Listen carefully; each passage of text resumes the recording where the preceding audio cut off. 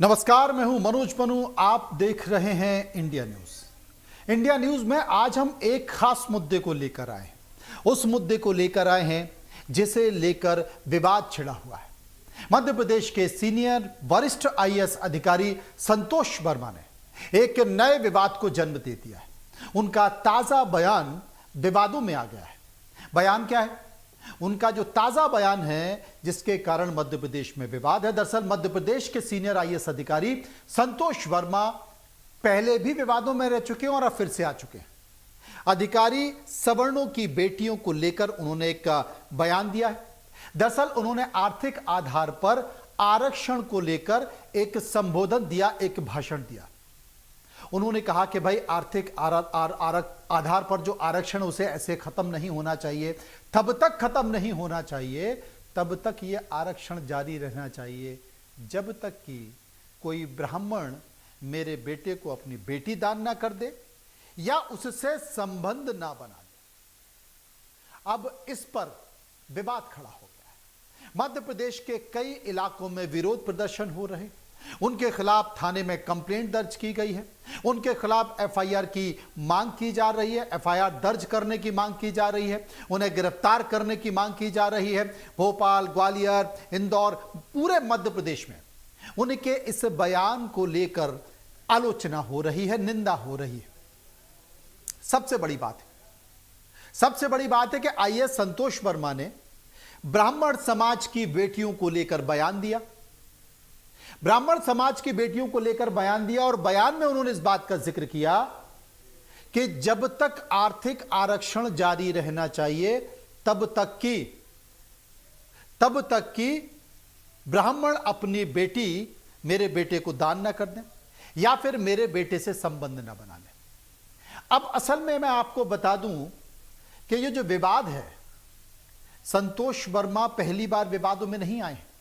इसके पहले भी संतोष वर्मा विवादों में रह चुके हैं और जो संतोष वर्मा विवादों में रहे हैं, उनमें विवादों में जो रहने का जो सबसे बड़ा कारण है, वो सबसे बड़ा कारण है कि संतोष वर्मा के ऊपर कई महिलाओं ने, ये जो तस्वीरें आप देख रहे हैं, ये संतोष वर्मा, आईएएस संतोष वर्मा की हैं।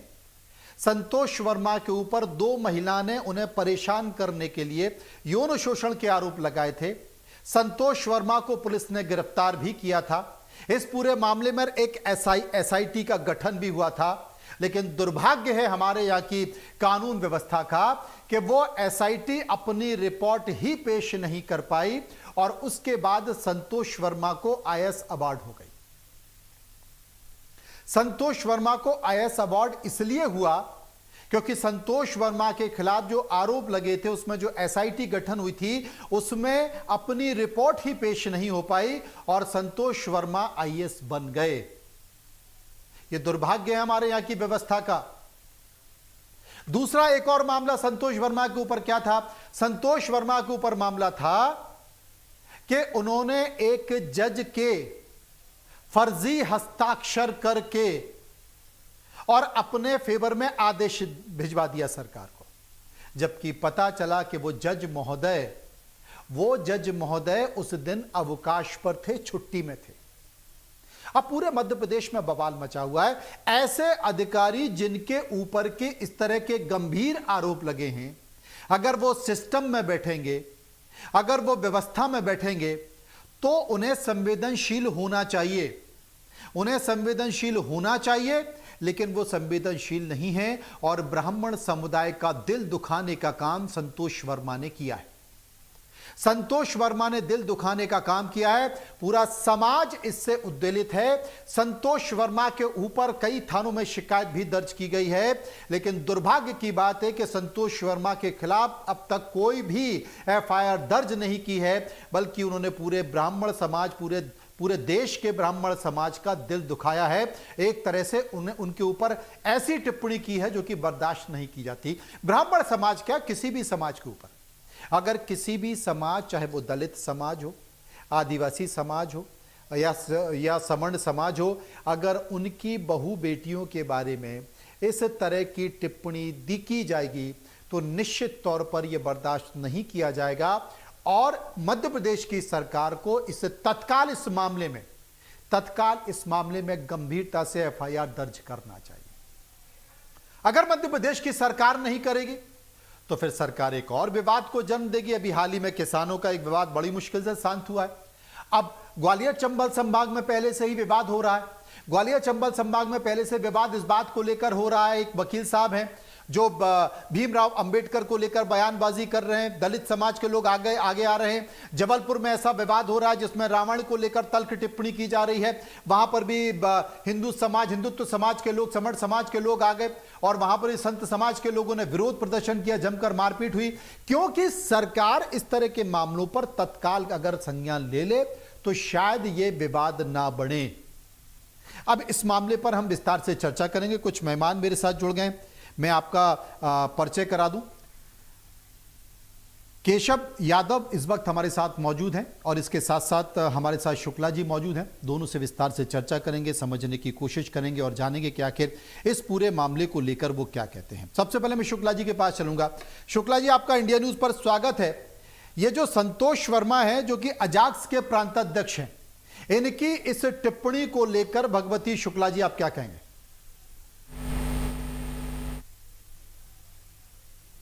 इस तरह से पूरे समाज को, पूरे देश को और हमारी मातृशक्ति को इस धूर्त आतंकवादी ने अपमानित किया है, इसके लिए माननीय मुख्यमंत्री और हमारे राज्य का प्रजातंत्र तत्काल प्रभाव से इसको बर्खास्त करे और जेल के अंदर डाले।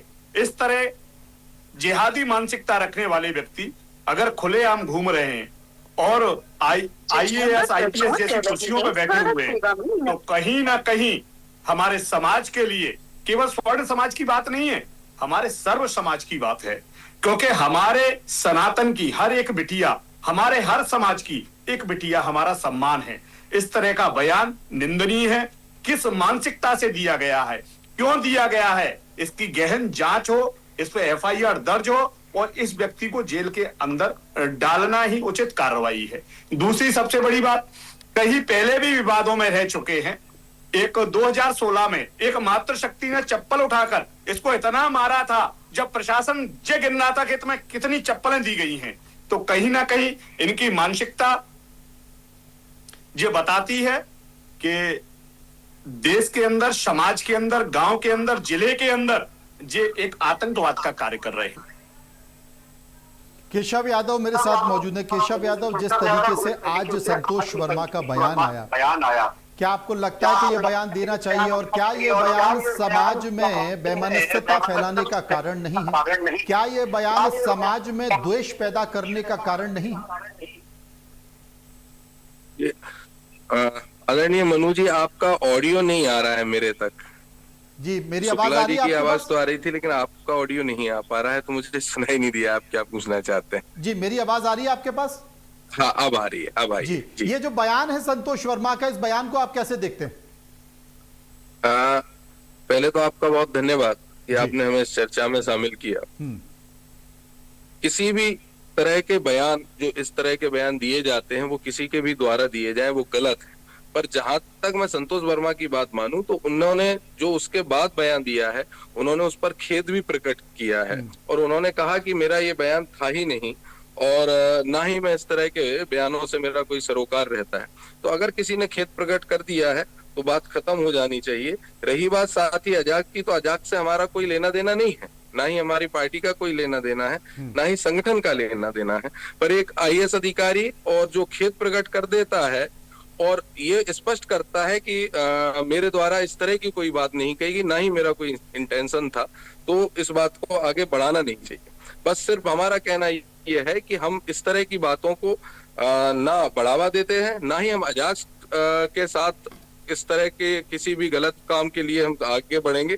पर अगर किसी भी दलित वर्ग के व्यक्ति को सिर्फ ये समझ के अगर दबाने की कोशिश की जाए कि वो दलित है और उसको अकेला छोड़ने की, उसको अकेला समझ के दबाने की कोशिश की जाएगी, तो दलित पिछड़ा समाज संगठन हो, चाहे हमारी पार्टी आजाद समाज पार्टी हो, उसके जो सिद्धांत है उनके सिद्धांतों के साथ हम आगे बढ़ेंगे। ये जो सबसे बड़ी बात है, देखिए यादव साहब, सबसे बड़ी बात है कि चाहे वो दलित समाज हो, चाहे वो सवर्ण समाज हो, चाहे वो आदिवासी समाज हो, सबसे बड़ी बात है कि किसी भी समाज की बहन बेटी बहू के बारे में अगर इस तरह की टिप्पणी की जाती है तो वहीं पर आपकी संवेदनशीलता मर जाती है। मतलब अगर नहीं। संतोष वर्मा ये कह रहे हैं, संतोष वर्मा सबसे पहले तो कौन है? संतोष वर्मा एक आईएएस अधिकारी, और मुझे लगता है कि हमारे देश में सबसे ज्यादा बौद्धिक वर्ग अगर कोई माना जाता है तो बौद्धिक वर्ग हमारे देश में आईएएस को माना जाता है। कहा जाता है कि वो देश के नीति निर्धारक हैं, वो इस देश को चलाते हैं। तो इस देश को चलाने वाले वर्ग से क्या इन्हें ये नहीं पता था जो कह रहे हैं कि साहब इस देश में अगर आर्थिक आरक्षण खत्म तब किया जाए जब कोई मेरा बेटा जो है किसी ब्राह्मण समाज की लड़की से संबंध बना ले, या ब्राह्मण समाज की लड़की जो है मेरे बेटे से संबंध बना ले। ये जो शब्द हैं इसमें आप महिला का अपमान कर रहे हैं, आप इसमें एक समाज का अपमान कर रहे हैं, आप इस समाज में विद्वेष कर रहे हैं। और आज भगवती शुक्ला जी को आपने मौका दिया है। इस देश में कई ऐसे प्रदेश में बयान आ रहे हैं जो आईएएस संतोष वर्मा को चप्पलों से मारने की बात कर रहे हैं, मुंह काला करने के लिए 51,000 रुपए इनाम रखने की बात कर रहे हैं। यहां पर ब्राह्मण समाज की बात नहीं है। आप दलित समाज की महिला के बारे में भी इस तरह से बयान नहीं दे सकते, आप आदिवासी समाज की महिला के बारे में भी इस तरह से बयान नहीं दे सकते। और अगर आप इस तरह से बयान दे रहे हैं तो आपको ऐसे संवेदनशील पदों पर बैठने का हक नहीं है। दुर्भाग्य है कि अभी तक मध्य प्रदेश की सरकार ने इस पर संज्ञान नहीं लिया।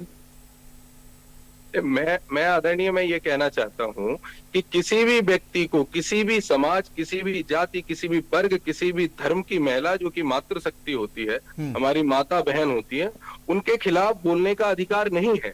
पर मेरा सिर्फ कथन इतना है कि अगर उन्होंने कुछ बोला है उस पर उन्होंने खेद प्रकट किया है और सरकार उसको संज्ञान में ले, सरकार उसको संज्ञान में ले। विरोध होना अपनी जगह है, पर मुंह काला करना, चप्पलों से मारना, इस तरह की बातें भी टोटल गैर संवैधानिक है। सरकार जो चाहे वो सरकार उनको संज्ञान में ले। इसी तरह जब धीरेन्द्र शास्त्री की एक गैर संवैधानिक यात्रा का विरोध हमारे नेताजी माननीय दामोदर सिंह यादव जी ने शुरू किया, तो भी उस समय गैर संवैधानिक बात करते हुए किसी ने कहा था कि इनका मुंह काला कर दिया जाए। मुंह काला करना, चप्पलों से मारना, ये चीजें शोभा नहीं देती। ये चीजें सीधी सीधी ये भावना दर्शाती हैं कि अगर किसी ने गलत किया है तो उसको सजा संवैधानिक रूप से मिले। रही सरकार की बात, तो सरकार को अपना स्टैंड क्लियर करना चाहिए, अजाक्स को भी अपना स्टैंड क्लियर करना चाहिए कि भाई जिनके दबाव में, जिस सरकारों के दबाव में रह कर आप अपनी बात करते हो, अपने उन्हीं के इशारों पर काम करते हो, क्या वो आपका साथ दे रही हैं? और नहीं दे रही हैं तो उन्हें स्टैंड क्लियर करना चाहिए अजाक्स को अपना, और साथ में सरकार को अपना स्टैंड क्लियर करना चाहिए। पर मेरा सिर्फ एक बात यह है कि जो शब्द इस तरह के हैं उनको आगे नहीं बढ़ाया जा सकता, उनको उत्साहित नहीं किया जा सकता। पर इन बात को भी नहीं कहा जा सकता कि कोई गला काट दे, कोई मुंह काला कर दे, कोई चप्पलों से पीटे। इस बात को भी, ये भी गैर संवैधानिक बात है, इन बात को भी सही नहीं ठहराया जा सकता। और हम संविधानवादी लोग हैं, संविधान के तहत जो भी कार्रवाई हो, जो चले, वो आगे बढ़नी चाहिए। भगवती शुक्ला जी, मैं एक बयान सुन रहा था क्योंकि बहुत सारे बयान आए हैं और मैं एक बयान भी सुन रहा था। उस बयान में यहाँ पर एक व्यक्ति इस बात का जिक्र कर रहा था कि अगर ये घटना दलितों को लेकर टिप्पणी की गई होती, अगर ये टिप्पणी आदिवासी समाज को लेकर की गई होती तो अभी तक कार्रवाई हो चुकी होती। चूंकि ब्राह्मण समाज को लेकर ये टिप्पणी की है इसलिए सरकार ने अभी तक कोई कार्रवाई नहीं की। देखिए, सबसे पहली बात तो मैं आपको ये बताऊं कि इसमें इस तरह का कोई विषय नहीं है कि दलित और स्वर्ण वाली किसी भी प्रकार की कोई मानसिकता हम नहीं रख सकते। जे अपराधी करते हैं, ऊंच निवास नीच कर तूती, देख न सकई पराई विभूति। इस व्यक्ति ने षड्यंत्र पूर्वक इस बयान को दिया। या पूरा बयान 100 बार हम लोगों ने सुन लिया, इससे पूरा समाज पीड़ित है। और मैं चाहूंगा कि हर व्यक्ति के लिए है, चाहे वो दलित समाज से हो, स्वर्ण समाज से हो, किसी भी समाज से हो, क्योंकि मातृशक्ति हमारी माता बहन, इस देश में जो बहन हमारी जन्म ले रही है वो हमारा सम्मान है, हमारा सिर और मुकुट है। इस तरह के बयानों पर अपने कटाक्ष इस तरह से नहीं दें कि ये दलित की बात है, स्वर्ण की बात है। यह व्यक्ति खुलेआम घूम कैसे रहा है। डॉक्टर मोहन यादव जो हर विषय को चिंतनीय से लेते हैं, उनसे आज हर संगठन, हर समाज ये निवेदन कर रहा है कि जल्द से जल्द इस व्यक्ति को जेल के अंदर डालना चाहिए। और अभी उन्होंने कहा कि खेद व्यक्त कर दिया। हमारा समाज, हमारा परतंत्र, हमारा देश, हमारा गांव, हमारा जिला, हमारा शहर खेद प्रकट करने से नहीं चलता, वो भी इतने अपने ओहदे पे बैठने के बाद जो समाज की व्यवस्था, जिले की व्यवस्था जमाता है, इसकी खुद की व्यवस्था, मानसिक स्थिति बिगड़ी हुई है और इसने इस तरह का बयान जानबूझ के दिया गया है कि एक समाज को टारगेट करके जी अपनी फिल्म बनाना चाहते हैं। कई दिनों से मध्य प्रदेश को जातिगत संगठनों का गढ़ बना दिया गया है और मैं माननीय मुख्यमंत्री जी से निवेदन करूंगा कि जैसे उत्तर प्रदेश में जातिगत संगठनों को बैन किया गया है, उसी प्रकार से इन संगठनों को बैन कर दिया जाए, नहीं तो इसका पूरा खामियाजा एक एक युवा, एक एक घर मध्य प्रदेश का भुगत रहा है और आगे भी भुगतेगा। इस बीच करीब 5-6 बयान हैं और इन 5-6 बयानों के जरिए मैं आपको यह सुनवाने की कोशिश करता हूं कि आखिर मध्य प्रदेश में संतोष वर्मा के बयान को लेकर चर्चा किस तरह से हो रही है, उपस्थिति किस तरह से दर्ज की जा रही है। एक बार इन बयानों को सुनिए। एक व्यक्ति को आरक्षण मिलना चाहिए जब तक कि मेरे बेटे को कोई ब्राह्मण अपनी बेटी दान नहीं करते या उसका संबंध नहीं बना दे। केवल आर्थिक आधार की अगर बात है तो सनातन और हिंदू एकता जिंदा रहेगी। ये सब जातिवादी लोग जितने भी हैं एकता में भंग करने की कोशिश कर रहे हैं। हिंदू एक था, एक है, रहेगा। सब बेटियों का सम्मान है, सब बेटियां सुरक्षित है। अपराधी मानसिकता किसी की भी चलेगी। संतोष वर्मा निकृष्ट मानसिकता का व्यक्ति है, नीच मानसिकता का व्यक्ति है, जो कि स्त्रियों के प्रति इस प्रकार का भाव रखता है।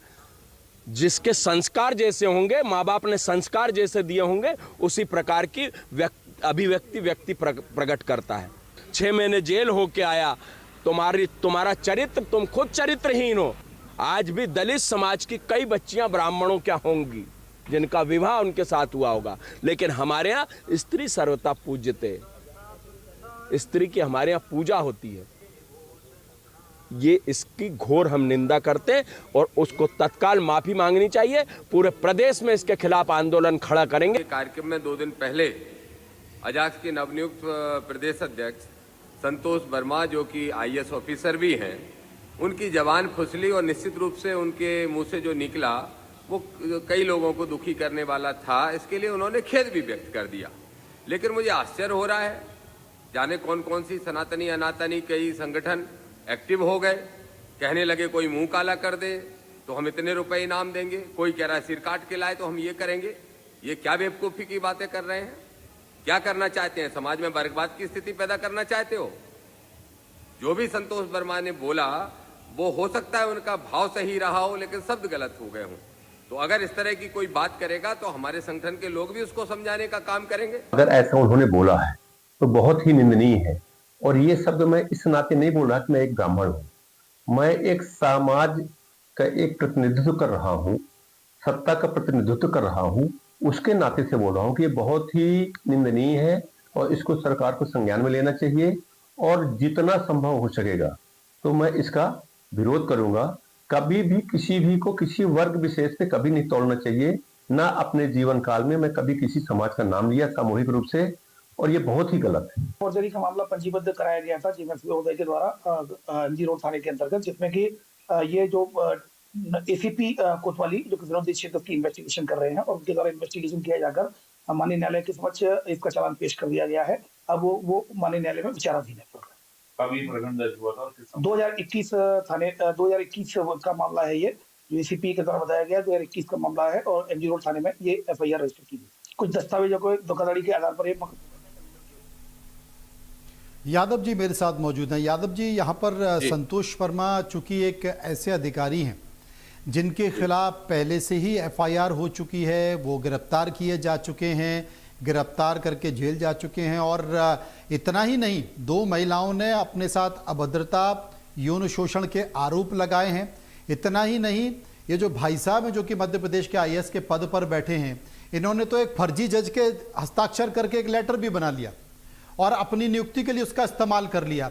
तो ऐसे लोग अगर जो कि 400 BC करके पहले से ही पहुंचे, जिनके ऊपर यौन शोषण के आरोप लगे हुए हैं, उसके बावजूद भी अगर प्रदेश की देश की व्यवस्था में, उस व्यवस्था में जिसको नीति निर्धारक बैठते हैं, मुझे लगता है कि इनकी सोच ही काफी है, इसमें आश्चर्य नहीं होना चाहिए। मेरा सिर्फ मैं ये कहना चाहता हूँ इस बात पर कि उन पर FIR हुई, वो संवैधानिक कार्य था, संवैधानिक के दायरे में हुई। उसके बाद अगर उन्होंने जो जज के हस्ताक्षर करने का आरोप उन पर लगा है उसकी एसआईटी गठित हुई है, एसआईटी अपनी जांच कर रही है, पर जांच अब में अभी वो दोषी तो उसके पाए नहीं गए। मैं संतोष वर्मा के इस बयान का बिल्कुल सपोर्ट नहीं कर रहा हूं, पर अगर इस तरह के कार्य हो रहे हैं, बचाव भी जो मत भी करो हो रहा ना, है, तो सरकार बचाव उस पर भी कर रहे। एफआईआर करा रही है। जी, बचाव भी मत कीजिए, थोड़ा सा खुल के बोलिए। देखिए, अगर उन्होंने गलत कर बात ये है, आप मैं एक ही बात कहना चाहता हूं कि जो गलत करे उसको संविधान के दायरे में रह के जो संविधान सजा दे उसको मिलनी चाहिए। बिल्कुल, अगर आपको भी सपोर्ट में रहना आप- चाहिए, आप- मातृशक्ति की आप बात है। सजा की मांग, अगर आप सजा की मांग करते हैं तो अगर किसी के द्वारा ये कहा जा रहा है सिर्फ जातिवादी मानसिकता के तहत कि जूते मारे जाएं, मुंह काला किया जाए, गलत का और गला काट दिया जाए, तो ये भी तो गलत है। इस बात का भी तो हम समर्थन नहीं कर सकते। क्या आप इस बात का समर्थन करते हो कि जूते मारना और गला काटना सही है? सबसे बड़ी बात, इस समय इस तरह के बयानबाजी कोई भी करे, किसी भी जाति की बात नहीं है, एक समाज की बात है, हमारी मातृशक्ति की बात है। आप सभी लोगों को, हम सभी लोगों को आगे आकर ऐसे व्यक्ति, हो सकता है वो किसी भी समाज से हो सकता है, जो समाजों को अंतर कलह पे पहुंचा रहा है। आज हम आप एक गांव में रह रहे हैं, सारे समाज सर्वसहमति से गांव में रह रहे हैं, एक कुएं पे पानी पी रहे हैं, एक साथ खाना खा रहे हैं, भोजन कर रहे हैं, एक साथ सभी राजनीति कर रहे हैं। उस समय इस तरह के बयान आना देश के लिए, समाज के लिए, सर्व समाज के लिए बहुत ही निंदनीय है, बहुत गलत कृत्य है। वो भी एक आईएएस के होते हुए बयान आना। किस महत्वाकांक्षा से उसने बयान दिया? उसको तत्काल प्रभाव से अरेस्ट करना चाहिए, उस पर कार्रवाई करना चाहिए। ये केवल एक बहन के लिए बयान नहीं है, सभी मातृशक्ति के लिए। उसने बोला कि मेरे लड़के से संबंध बनाइए। आप देखिए बयान उसने किस तरीके से दिया है। उसके बाद वो खेद प्रकट कर रहा है, उसके खेद को हम मानेंगे। कोई सर्व सनातनी उसके खेद को व्यक्त करेगा। जगह जगह एफआईआर दर्ज कराइए। जूते मारना, गले काटना ये गैर संवैधानिक है। आप ये गैर संवैधानिक है और गैर संवैधानिक बात को स्वीकार नहीं किया जा सकता। ऐसे पदों पर बैठकर नहीं, भगवती शुक्ला जी जैसे बात तो ये सही कर रहे हैं, केशव यादव कह रहे हैं कि इसके लिए कानून में व्यवस्था है, प्रावधान है, आप इनकी शिकायत कीजिए, एफआईआर दर्ज कराइए। लेकिन एफआईआर दर्ज क्यों नहीं कर रही है पुलिस? इसका मतलब पुलिस गलत नहीं मान रही है? आप देखिए, संविधान इतना हमारे देश का इतना लचीला है, और जो पढ़े लिखे जो लोग हैं, जो ऐसे पदों पे बैठे हैं, इनको स्वतंत्रता का अधिकार किन धाराओं से मिलता है? उन्होंने बयान इतने षड्यंत्र पूर्वक दिया गया है कि उन धाराओं पे केस ही नहीं बनना। लेकिन देश की, धर्म की, सनातन की, मातृशक्ति की भावना आहत हुई है, तो उसको खुलेआम तो नहीं छोड़ सकते। और सभी का कर्तव्य है। क्या आप ये कहना चाहते हो कि आप संविधान से ऊपर हो? आप ये कहना चाहते हो कि देश संविधान से नहीं मनुविधान से चलेगा? आप क्या कहना चाहते हो? आप ये भी स्पष्ट करिए, क्योंकि किसी को जूते मारना तो गैर संवैधानिक है। पहले सबसे पहले बात सुनिए, हम ना कभी इसके सपोर्ट में हैं कि संविधान से नहीं चलेगा। हमने संविधान को हम मानते हैं, हम चाहते हैं देश का एक एक व्यक्ति संविधान को माने। लेकिन जो संविधान को चला रहे हैं, ऐसे पदों पे बैठे हैं, उनसे इस तरह की उम्मीद हमें नहीं थी। जिस तरह का बयान दिया है आज युवाओं में, भगवती शुक्ला जी, मुझे लगता है कि संतोष वर्मा पंडित धीरेन्द्र कृष्ण शास्त्री से प्रेरित हो गए हैं। क्योंकि धीरेन्द्र कृष्ण शास्त्री ने भी जब अपनी दिल्ली की यात्रा शुरू की थी तो उसमें यह कहा था कि अंग्रेज लोग हमारे देश में जाति व्यवस्था डाल गए हैं, और अगर अंग्रेज इस देश को अगर बड़ा बनाना है, इस देश को विकास के रास्ते पे ले जाना है, तो इस देश को हिंदू राष्ट्र बनाना पड़ेगा, जाति व्यवस्था को खत्म करना पड़ेगा। तो संतोष वर्मा जैसे लोगों को मौका मिल गया, वो जाति व्यवस्था खत्म कैसे करना चाहिए वो उपाय देने लगे। देखिए, किसी भी बयान को किसी से जोड़ देना, कैसे भी घुमा देना, जी हर व्यक्ति पर एक कला है। इस समय इस तरह के बयानों को आप किसी से ना जोड़ें, केवल इसको सदा दिलाई जाए जिससे कि किसी भी समाज का व्यक्ति किसी भी समाज पर कोई बयान नहीं दे। बयानों के बदले बयान आएंगे तो हमारे समाज की, हमारे मध्य प्रदेश की व्यवस्था कहीं ना कहीं बिगड़ेगी। इसलिए अगर इसको तत्काल सजा दे दी जाएगी तो आप लोगों ने भगवती शुक्ला जी, आप लोगों ने क्या एफआईआर दर्ज कराने के लिए थाने में आवेदन दिया है?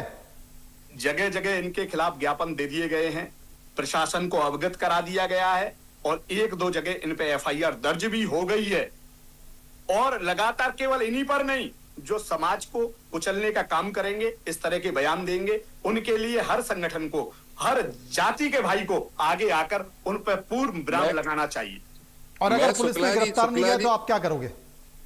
जी, अगर पुलिस ने कार्रवाई नहीं की, गिरफ्तार नहीं किया तो क्या करोगे?